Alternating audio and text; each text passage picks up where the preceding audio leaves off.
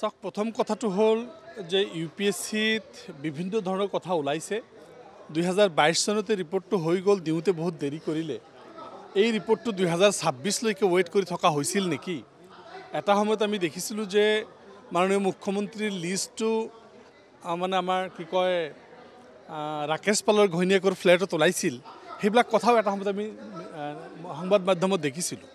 এইবাৰৰ মুভটো যেহেতু এটা জুডিচিয়েল ইনকুৱাৰী হৈছে x retired justice of the Guwahati high court মই ভাবোঁ যদি এইবিলাকত দোষী যি আছে সকলো দোষী ব্যৱস্থা হ'ব লাগে আৰু ইয়াৰ ওপৰত এটা SIT পাৰিলে গঠন কৰিব লাগে স্পেচিয়েল টিম এটা গঠন কৰিব লাগে আৰু ইয়াৰ দোষী ব্যক্তিসকলে শাস্তি পাব লাগে এই কথাটো মই ক'বলৈ বিচাৰিম বিজেপি AGP বুলি কথা নহয় কৰাপশ্যন ইজ কৰাপশ্যন মই এইটো বিচাৰিম অতি স্পষ্টভাৱে কৰাপশ্যনৰ বিৰুদ্ধে এইটো ব্যৱস্থা হ'ব লাগে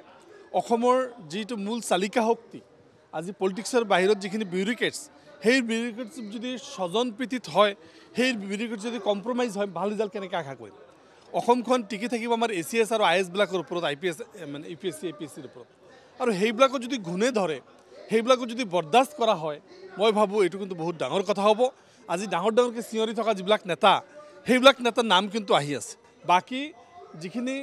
ৰিপৰ্ট আহিছে ৰিপৰ্টটো তন্নকৈ পাৰ্লিয়ামেণ্ট এছেম্বলিত আলোচনা হ'ব লাগে আৰু এইটোৰ ওপৰত বিহিত ব্যৱস্থা হ'ব লাগে